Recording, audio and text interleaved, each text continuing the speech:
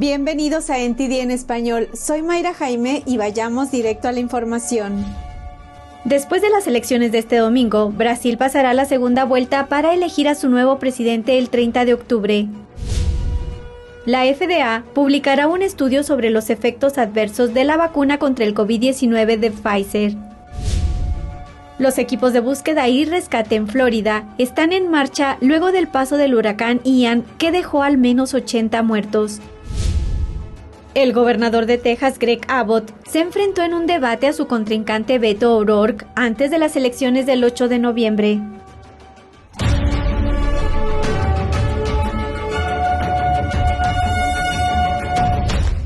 Los dos principales candidatos a la presidencia de Brasil se enfrentarán en una segunda vuelta, y esto después de que ninguno de los dos obtuviera el apoyo suficiente para ganar directamente en las elecciones de ayer. Tenemos la historia. Estas elecciones determinarán si el país vuelve a la izquierda o si mantienen en el cargo a un conservador. El expresidente Lula da Silva tuvo alrededor del 48% de apoyo, mientras que el presidente Jair Bolsonaro logró el 43%. Las encuestas previas a las elecciones daban a da Silva una ventaja abrumadora. El presidente Bolsonaro dijo lo siguiente sobre esa diferencia. Superamos la mentira de hoy. Datafolha dijo que sería 50-30. Superamos esa mentira. Estamos avanzando. Ahora todo está igualado. Y vamos a mostrar lo mejor para el pueblo brasileño. La administración de Bolsonaro construyó una base de seguidores defendiendo los valores conservadores, rechazando la corrección política y presentándose como el protector de la nación de las políticas de extrema izquierda. En su opinión, estas políticas atentan contra las libertades personales y producen desorden económico. Recientemente compartió en redes sociales publicaciones de políticos conservadores extranjeros, entre ellos el expresidente de Estados Unidos, Donald Trump, quien pidió a los brasileños que le apoyaran. El ex primer ministro de Israel, Benjamin Netanyahu, también expresó su gratitud por el fortalecimiento de las relaciones bilaterales. Por su parte, su oponente Lula da Silva se siente confiado de cara a la siguiente ronda. Nunca gané unas elecciones en la primera vuelta. Las gané todas en la segunda vuelta. Todas. Da Silva fue en su día un obrero metalúrgico que pasó de la pobreza a la presidencia. Construyó un amplio programa de bienestar social durante su mandato de 2003 a 2010. También se le recuerda por la implicación de su administración en grandes escándalos de corrupción que involucraron a políticos y empresarios. Las propias condenas de da Silva por corrupción y lavado de dinero lo llevaron a 19 meses de prisión. Más tarde, el Tribunal Supremo anuló las condenas de da Silva por considerar que el juez era imparcial y estaba en complicidad con los fiscales. Por su parte, Bolsonaro instó a sus compatriotas a considerar en la segunda vuelta cómo las políticas darán forma a la defensa de Brasil, su libertad y libertad religiosa. La votación de la segunda vuelta se celebrará el 30 de octubre. La Administración de Alimentos y Medicamentos de Estados Unidos, o FDA, se prepara para publicar un estudio sobre los posibles efectos adversos de la vacuna contra COVID-19. Los efectos adversos son problemas de salud negativos que no están necesariamente relacionados con una vacuna. Tenemos más información sobre el estudio que se centra en la vacuna COVID-19 de Pfizer. En julio de 2021, la FDA anunció que había 4 posibles efectos adversos importantes de la vacuna COVID-19 de Pfizer, pero desde entonces no hubo actualizaciones hasta el viernes pasado. Fue entonces cuando un portavoz dijo a The Epoch Times que la FDA espera publicar el estudio pronto, a finales de este otoño. No dio más detalles, y Pfizer no respondió a una solicitud de comentarios. El año pasado, la FDA dijo que había detectado posibles efectos adversos analizando la base de datos de reclamaciones de asistencia sanitaria de Medicare. Medicare es el plan de seguro gubernamental que cubre a las personas de 65 años o más. Los 4 efectos adversos potenciales eran los siguientes: coagulación de la sangre en los pulmones, insuficiencia de oxígeno en el corazón, niveles bajos de plaquetas en la sangre y coagulación intravascular diseminada. En otras palabras, una condición que impide a su cuerpo controlar la coagulación de la sangre y el sangrado. El año pasado, la FDA dijo que los 4 efectos pueden no ser verdaderos problemas de seguridad, y el método de detección no puede probar que la vacuna de Pfizer haya causado los efectos adversos. En ese momento, la FDA dijo que estaba compartiendo los resultados iniciales de este estudio de seguridad con transparencia, pero no creía que fuera motivo de preocupación. La FDA también dijo que había otras explicaciones para los hallazgos, incluyendo el hecho de que la vacuna de Pfizer se administró a muchos pacientes de edad avanzada que eran de alto riesgo y tenían otros problemas de salud. La FDA ha advertido sobre todas las vacunas de COVID-19 disponibles. En los prospectos se informa a las personas que se disponen a recibir la vacuna de que podrían experimentar una reacción alérgica grave, inflamación del corazón y otros efectos secundarios. La FDA y otros organismos sanitarios afirman que los beneficios de las vacunas superan los riesgos, aunque algunos expertos en salud no están de acuerdo. En otras noticias sobre COVID, Suecia deja de recomendar las vacunas de COVID-19 para los adolescentes sanos. La Autoridad de Salud Pública sueca publicó que la recomendación general para las edades de 12 a 17 años terminará después del 31 de octubre. Citó el muy bajo riesgo de enfermedad grave y muerte por COVID-19 en niños y adolescentes. Seguirán recomendando la vacuna para los niños de ciertos grupos vulnerables y para los mayores de 18 años siguen manejando 3 dosis de la vacuna, mientras que para los mayores de 65 años se recomienda 4 dosis. La vecina Dinamarca está realizando un cambio similar. No ofrecen vacunas de refuerzo a los menores de 50 años. La agencia sanitaria del país afirma que el objetivo de la vacunación no es detener el contagio, sino prevenir los síntomas graves en personas vulnerables. Añaden que los menores de 50 años no corren un riesgo especial. Y continuando con más información sobre las vacunas, la FDA no publicó los resultados de las autopsias de las personas que fallecieron tras recibir vacunas contra COVID-19. La administración dice que no puede publicar los datos. The Epoch Times presentó una solicitud de la Ley de Libertad de Información o FOIA a la FDA para obtener todos los informes de autopsia presentados al sistema para reportar reacciones adversas a las vacunas después de la vacunación contra COVID-19. Los informes se presentan en el sistema para reportar reacciones adversas a las vacunas, conocido como VAERS, cuando una persona presenta una reacción adversa o un problema de salud después de recibir una vacuna. La FDA y otros organismos se encargan de investigar los informes. La FDA se negó a publicar los informes de las autopsias basándose en la normativa federal que prohíbe la publicación de archivos personales, médicos y similares, cuya divulgación constituya una invasión claramente injustificada de la intimidad personal. Pero una defensora de la seguridad de los medicamentos que forma parte de un comité consultivo de la FDA dijo a The Epoch Times que los informes podrían publicarse con la información personal tachada. La información personal podría tacharse fácilmente sin perder los hallazgos potenciales de la autopsia. Añadió que la gente toma la decisión de enviar los resultados de la autopsia al sistema para reportar reacciones adversas a las vacunas y que si alguien envía su experiencia al VAERS, quiere y espera que la FDA lo investigue. La FDA respondió diciendo que las muertes tras la vacunación contra COVID-19 son raras. Dicen que se reportaron alrededor de 16.000 muertes después de la vacunación contra COVID-19, al tiempo que se administraron más de 600 millones de dosis. La FDA no dijo si publicará los resultados de las autopsias. The Epoch Times apeló la denegación de la solicitud de la Ley de Libertad de Información. El dinero de una nueva beca para estudiar virus de murciélagos está terminando en manos de una empresa que, al parecer, realizó una controvertida investigación en Wuhan, ciudad china donde surgió el COVID-19 hace casi 3 años.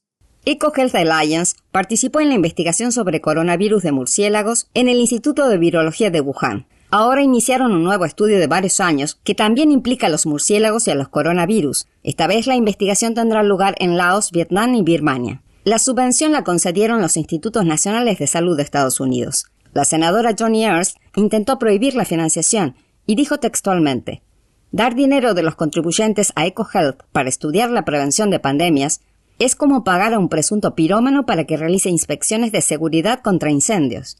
Dice que EcoHealth todavía no ha entregado documentos clave sobre los orígenes de la pandemia de COVID-19, a pesar que los Institutos Nacionales de Salud lo solicitaron en múltiples ocasiones.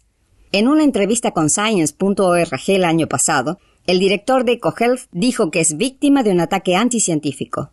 Afirma que ya advertía de una pandemia de coronavirus 15 años antes de que el COVID-19 se extendiera por todo el mundo. Ahora vamos a un breve corte y regresando le tendremos información sobre el debate entre el gobernador de Texas y su contrincante frente a las elecciones intermedias. Regresamos.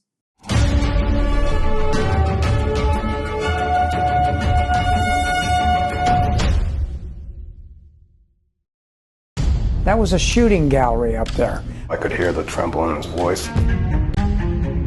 She suffered a fairly severe beating, and the video is pretty graphic. Justice for us seems almost impossible. It's not fun to watch somebody die, and they knew she was in mortal peril. They have not asked the hard questions. Why was the Capitol intentionally unsecure that day? The FBI had information about security concerns before January 6th. They're out for blood, and they're getting it. They appear to be winning. Were the actions of the Capitol Police out of line? Were there violations in use of force? Now I describe it as an inside job. I'm ready to do whatever God calls me.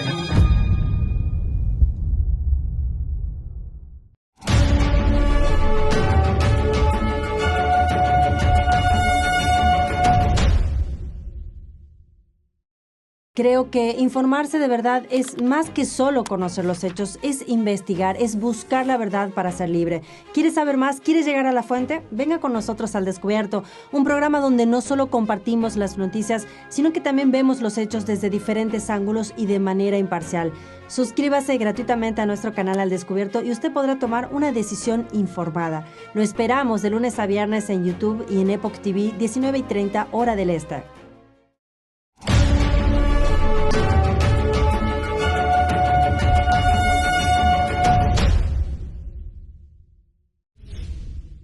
Los esfuerzos de rescate y recuperación están en marcha en Florida. El huracán provocó inundaciones generalizadas en todo el estado y las muertes confirmadas se elevan ya a 80 muertos.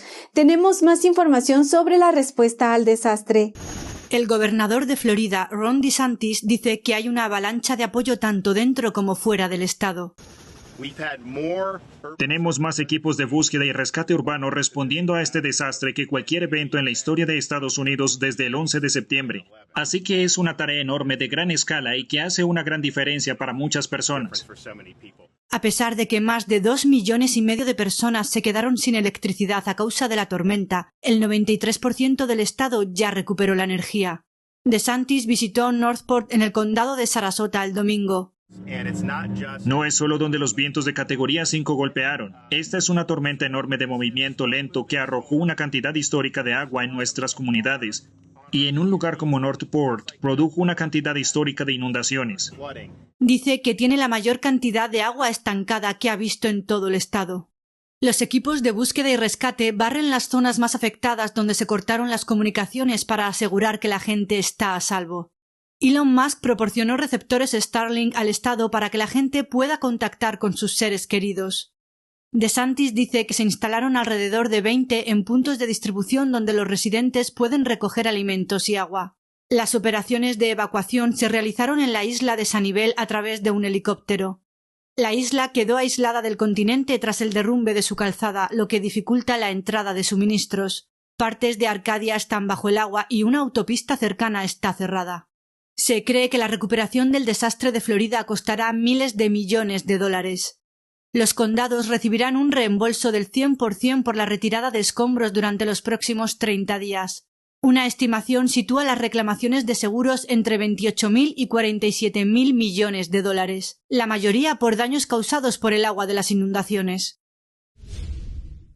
El gobernador republicano de Texas, Greg Abbott, se enfrentó este viernes a su contrincante Beto O'Rourke. El debate fue sobre el tema del aborto, el control de las armas y la inmigración ilegal. Este fue el único debate programado entre los dos candidatos antes de las elecciones intermedias del 8 de noviembre. Tenemos la historia. Los sondeos sugieren que el republicano Greg Abbott se mantiene firme en la carrera por la gobernatura de Texas. Sin embargo, el próximo mes promete un intenso duelo por parte de su oponente demócrata, el excongresista estadounidense Beto O'Rourke. En cuanto al aborto, O'Rourke dijo lo siguiente: Esta elección es sobre la libertad reproductiva. Si te importa esto, tienes que salir a votar. Después prometió a los tejanos regresar al estándar que, según él, habían ganado primeramente las mujeres de Texas. Roe versus Wade es el estándar que responde a tu pregunta. Los candidatos también se enfrentaron en el tema de la inmigración ilegal en la frontera. Desde abril, Texas ha transportado en autobús a más de 7,000 inmigrantes a Washington, D.C. y a la ciudad de Nueva York. El gobernador de Texas, Greg Abbott, dijo: estaban desbordados por el número de migrantes que la patrulla fronteriza había echado a sus pequeñas comunidades. Necesitaban alivio y el transporte en autobús era una de las formas de proporcionárselo. Y así comenzó el proceso de trasladar a los migrantes en autobús a las ciudades que se autodenominan ciudades santuario. En respuesta, O'Rourke calificó el reciente traslado de migrantes como un peligroso y odioso teatro político y lo criticó por lo que él llama tratar a los seres humanos como peones políticos. Al final del debate, Abbott expuso sus argumentos de por qué debería ser reelegido.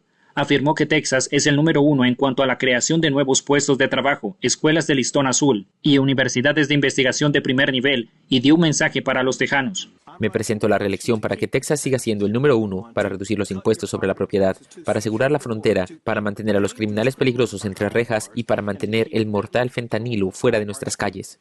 El fentanilo recientemente ha protagonizado los titulares en relación con la crisis en la frontera sur. La congresista Beth Van Duyne tuiteó recientemente que el fentanilo es la principal causa de muerte entre los adultos en Estados Unidos. En cuanto al control de armas, O'Rourke pidió que se eleve el límite de edad de 18 a 21 años para las llamadas armas de asalto, mientras que Abbott abogó por abordar los problemas de salud mental que llevan a las personas a participar en tiroteos en las escuelas.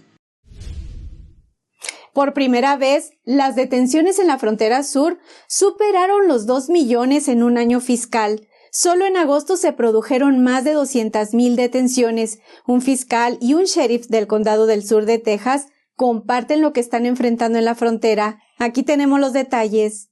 Los conservadores judíos de Dallas, una organización política que realiza eventos, organizaron un panel sobre la crisis fronteriza el domingo. Entre sus ponentes estaban el abogado del condado de Kinney, Brent Smith, y el sheriff del condado de Goliad, Roy Boyd. Esto es lo que dijeron sobre la gravedad de la crisis fronteriza en sus condados. Tenemos mucho tráfico de personas, contrabando de personas, evasión de arrestos, escondites. Ahora mismo, en el condado, tenemos más de 7,000 delitos penales que están siendo procesados. Eso es una invasión criminal. Y los que acabo de nombrar es por lo que nuestro sistema judicial está saturado. Creo que antes de la crisis fronteriza teníamos 6 casos al mes y ahora estamos entre 4 y 500 al mes. El condado de Kinney tiene una población de solo 3,000 habitantes y se encuentra en la frontera con México, cerca de Del Río, Texas. Y el condado de Goliad tiene una población de 7,000 habitantes situada entre San Antonio y Corpus Christi. Los cárteles controlan despiadadamente la frontera y se aseguran de que todos los que atraviesan la frontera les paguen su dinero. Y si no lo hacen, los matan. ¿Y cómo lo sabemos? Porque se encontraron vagones de tren cargados de personas muertas en México que intentaron pasar a escondidas por la frontera sin pagar al cártel. Esto es lo que el fiscal del condado sugiere que haga el gobernador de Texas, Greg Abbott, sobre la crisis fronteriza. De acuerdo con la Constitución y bajo el artículo 1, cada estado se reserva el poder de autodefensa si realmente es invadido o amenazado con un daño inminente. Esa es la declaración de desastre de la que estamos hablando, la declaración de invasión que estamos mencionando. El gobernador Abbott puede invocar esa autoridad del artículo 1 y asegurar la frontera. No se basa en la inmigración, no está aplicando la ley de inmigración, está aplicando la ley constitucional.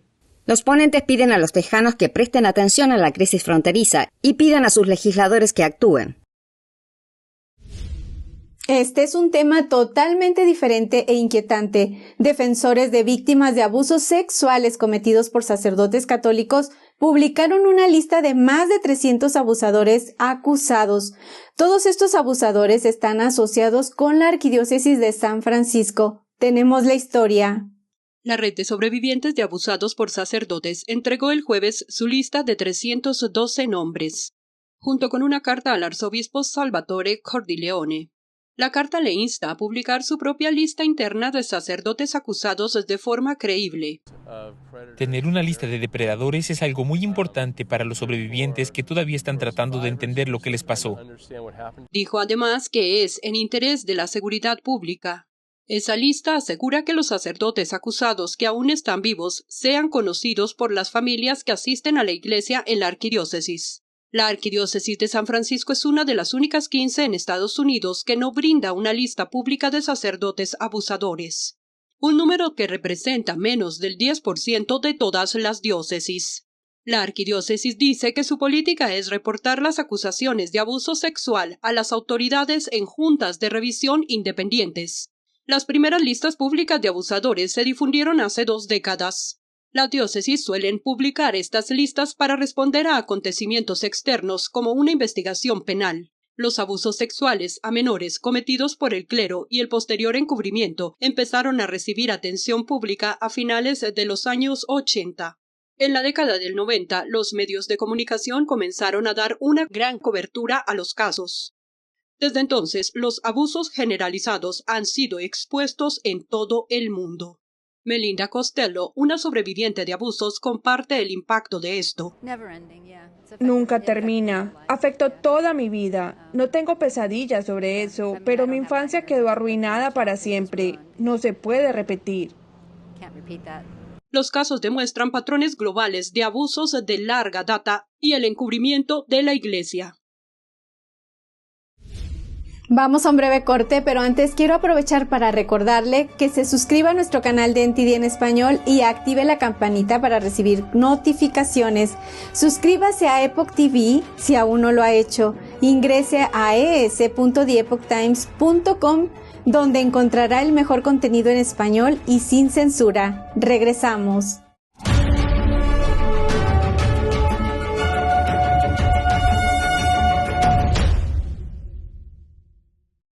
Saludos desde En Primera Plana de NTD, el lugar donde buscamos respuesta a tus preguntas, donde tocamos los temas que importan, que impactan nuestras vidas, y no solo vamos a tocar la superficie. Nuestra misión es que tú entiendas profundamente lo que está ocurriendo en nuestras comunidades.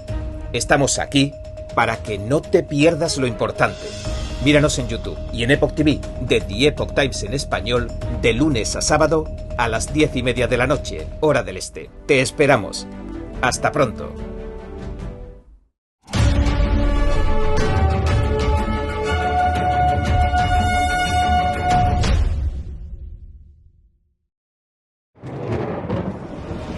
Los expertos dicen que lo que pasa en China termina pasando en el resto del mundo.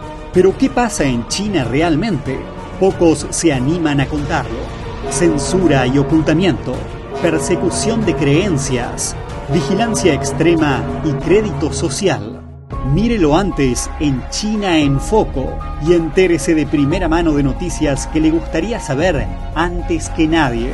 Mírenos en YouTube y en Epoch TV del Epoch Times en español, de lunes a viernes a las 7 de la tarde, hora del este.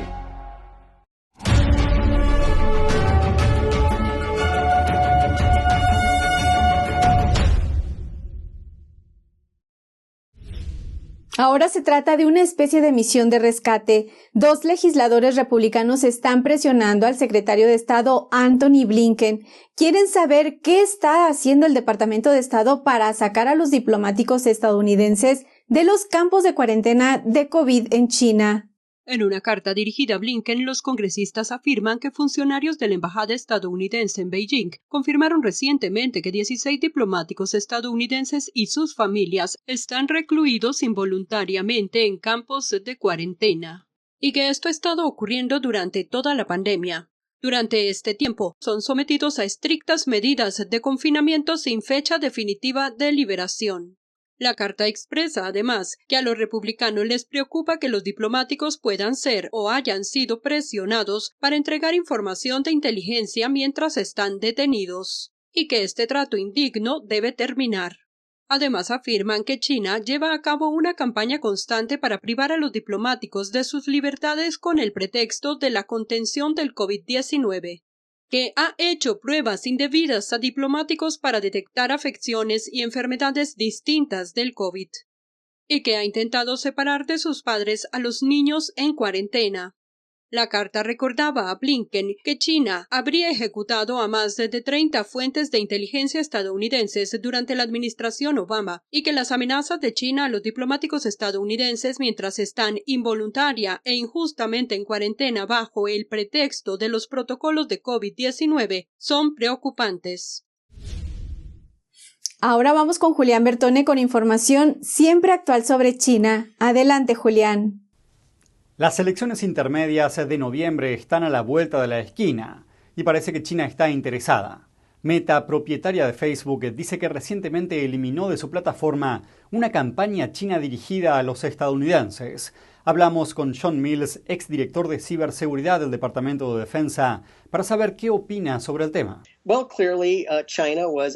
Claramente, China trata de influir en el proceso electoral estadounidense otra vez. Estas son operaciones de influencia. Las practicamos durante años. Otros países las vienen practicando durante años. China lleva años practicándolas. Así que aprendieron a inmiscuirse en los eventos nacionales estadounidenses. Además, sin un presidente que sepa cómo hacer valer los intereses estadounidenses y que China tenga la tentación de hacer cosas como esta, los chinos ahora tendrán vía libre. Resulta que un colega y amigo mío acaba de dejar el servicio gubernamental y fue a trabajar para Meta hace apenas unos días. Me parece muy interesante y coincidente que fuera allí y que luego ocurriera esto. Fue muy interesante. Debieron tener un conocimiento muy profundo de estos asuntos. Así que felicitaciones a Meta y a Facebook por los cierres. Al mismo tiempo, no podemos confiar en las Big Tech. Las Big Tech no son amigas del pueblo estadounidense o de Estados Unidos, pero fue un giro interesante de los acontecimientos. No estoy de ninguna manera aclarando o aplaudiendo a las Big Tech. Siguen siendo lo que son y son un enemigo del pueblo estadounidense.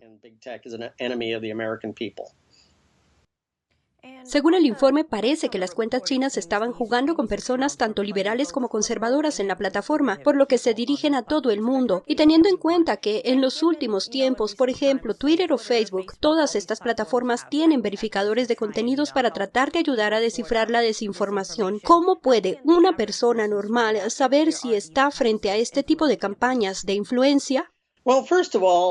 En primer lugar, advertiría a la gente sobre sus fuentes de noticias. Deberían ser variadas, ser múltiples. Deberían tomar las cosas con pinzas. Este es un arte perdido. Con el desordenado sistema de escuelas públicas y la academia y la gran academia, a menudo los estadounidenses tienen problemas para distinguir los hechos, las opiniones profesionales informadas, de simples opiniones o locuras. Solo porque alguien lo dice, creen que es verdad. Tenemos que volvernos más sofisticados. Y parte de esto es aprender a dar marcha atrás y volvernos inteligentes en estas cosas. Solo porque alguien diga algo en las redes sociales no significa que sea cierto. De ninguna manera estoy diciendo eso. El comité de censura del DHS o el comité de desinformación no es algo bueno. Es una idea horrible. Pero creo que los estadounidenses pueden resolver esto si empiezan a ser más sofisticados en estos temas. Y eso incluye múltiples fuentes, comprobar las fuentes y volvernos más eruditos y conocedores de muchos de estos temas. Y no solo reaccionar porque alguien dijo algo en las redes sociales y luego reaccionar de forma visceral y excesiva. La ideología comunista muchas veces está presente porque rechaza a Dios. Solo se cree en el partido, en el sistema. Solo tienen, no sé cómo decirlo, una psicología o ideología desordenada, donde solo quieren provocar odio y descontento con el propósito de más odio y descontento para hacer que la gente se odie y odie su cultura. No es más complejo que eso.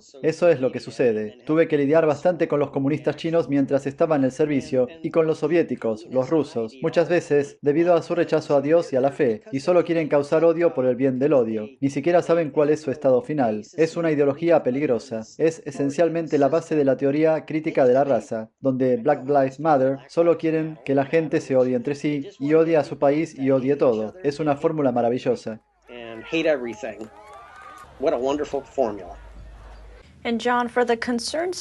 Y John, para los ciudadanos preocupados parece que el primer paso es la educación. Y usted tiene un libro que acaba de salir y que sirve como una especie de guía para las personas que quieren dar el siguiente paso por su nación. ¿Cómo resumiría su libro?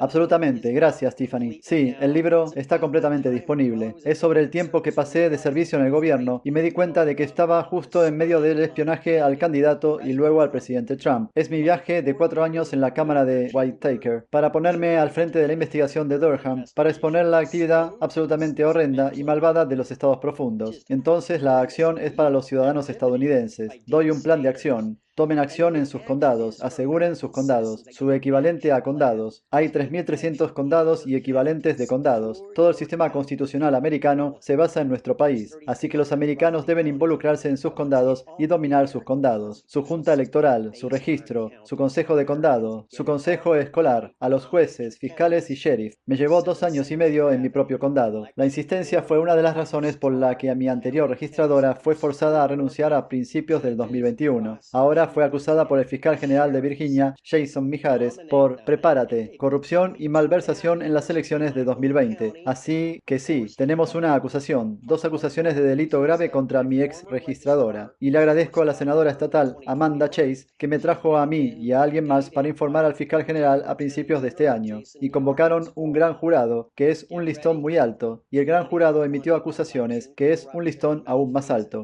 Esto es un modelo y un ejemplo para que los ciudadanos se involucren en el recuento. No esperen a que un abogado los salve. De todos modos, el 95% del trabajo lo hacemos nosotros. Así que, ciudadanos, levántense, salgan del sofá, aseguren su condado y la nación los seguirá. John, muchas gracias por acompañarnos. Es un placer tenerlo en el programa. Tiffany, muchas gracias. Es un honor estar con ustedes. Y esto es todo por hoy. Gracias por acompañarnos. Los esperamos en nuestra emisión nocturna y la cita es a las 10 de la noche, hora del este, por epochtv.com/ES, la plataforma gratuita del Epoch Times en español. Que tengan una excelente tarde. También lo invitamos a ver el documental Las elecciones del fin del mundo, realizado por NTD en Brasil, frente a las elecciones de ese país. Encontrará el enlace en la descripción de este video.